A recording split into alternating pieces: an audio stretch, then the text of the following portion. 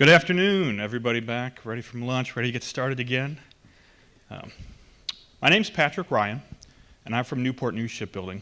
And I'm the first speaker for the, I guess this is the third area track of the day. And this one is overcoming barriers to AR adoption in the enterprise and training for AR users. My focus will be on training for the enterprise, and I'll tell you a little bit about myself and my company in way of intro. Newport ShipBuilding started adopting augmented reality in 2011. So we are what area calls a user buyer of AR. I lead a team. I'm an engineering manager at the shipyard. I lead a team of 21 folks, and we are deploying AR solutions in our shipyard to build nuclear power aircraft carriers and submarines. And I do believe that the nuclear powered aircraft carrier is probably the most complex vehicle mankind has ever endeavored to build and design, and using AR to accomplish that has been a big help to our business. So when I was asked to present in this track, there were lots of things I wanted to talk about, and Christine asked me if I would cover training, which seems relatively mundane, but we do a lot of it at Newport News, and so I was willing. And as I sat and thought about it, we heard a lot about scalability from the earlier morning presenters, and there is no bigger barrier to scalability than training. Is there a clicker? It's in your pocket. Thank you. So who needs training? What I'd like to talk about today, and make sure that there is no confusion, is that we are talking about training for the use of augmented reality.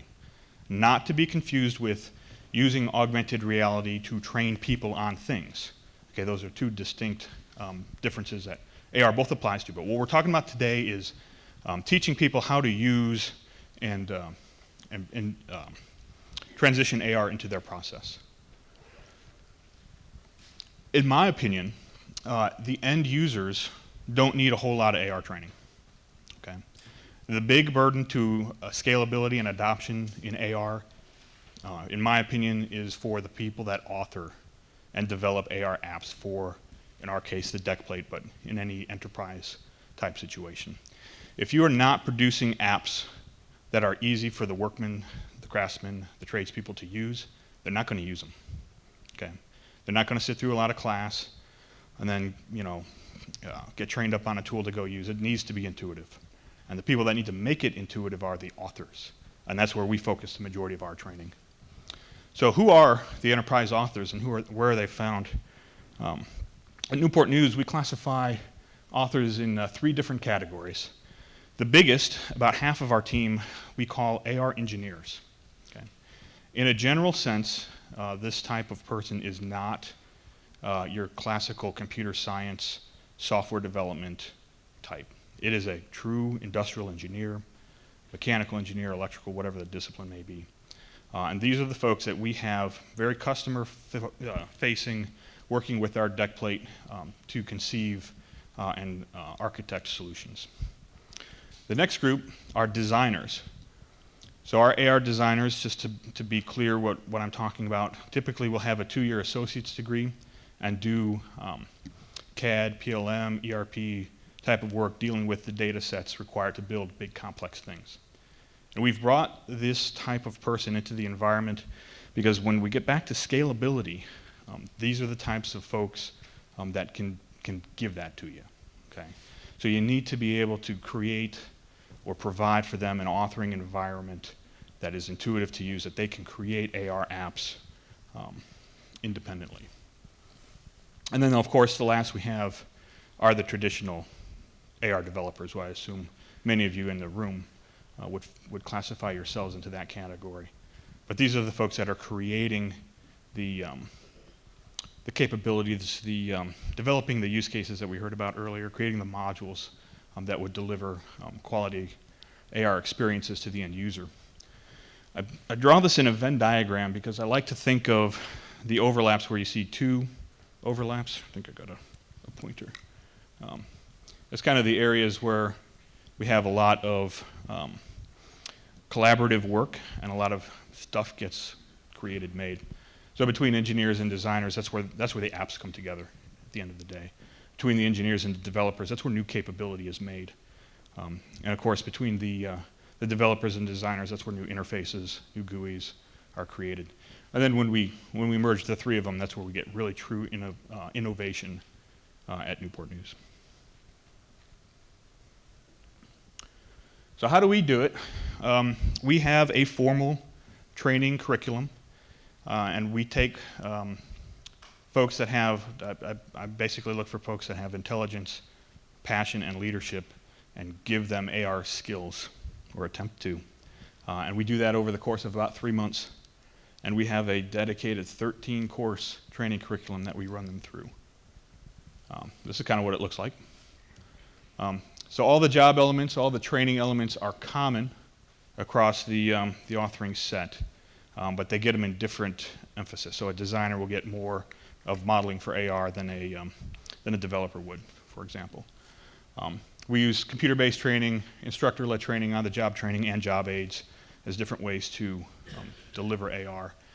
And in our case, we have two actually dedicated training professionals that are creating this curriculum for us. And why do we do it like this? Well, it's because in our case, we're building big complex things that go in harm's way that protect our sailors. And there needs to be a high degree of engineering rigor about the types of use cases that we deliver and the types of things that we do.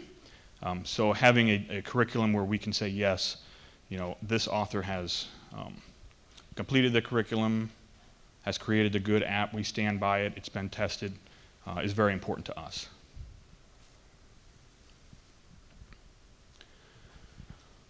So I should also talk about the end users. All right, it wouldn't be complete without it.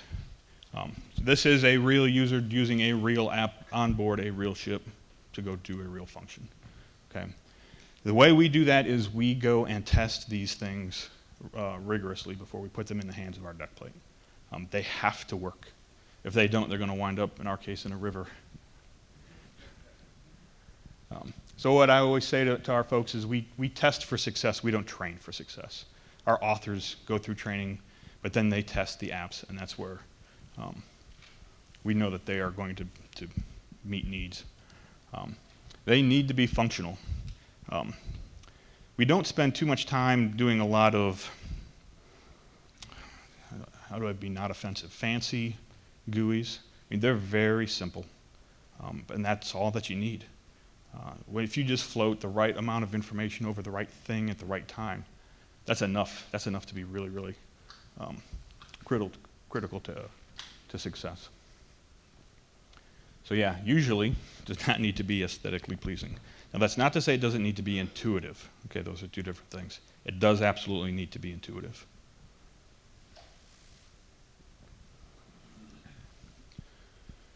So what does success look like for us? Training for AR takes a long time. Okay, we're home-growing folks for the most part, and we don't set out with any expectation that they'll be able to produce good quality AR, overnight, even in a month or two. It takes a solid quarter at least, and then a lot of continued education.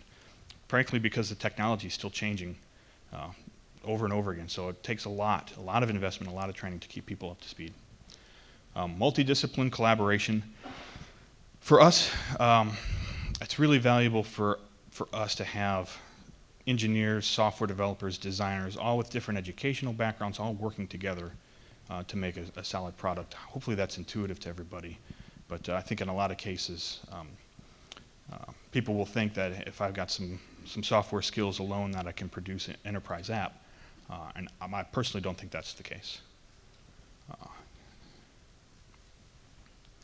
And then my last takeaway is that an AR engineer is expected to test, not to train. Training is important for the authors.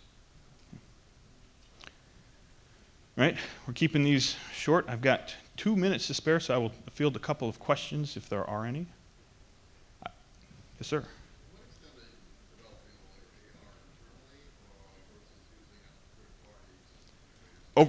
Okay, the question was to what degree are we developing our AR internally versus using outside sources? Over the course of 4 or 5 years, we've done a lot of both. Presently, we're doing mostly internal development.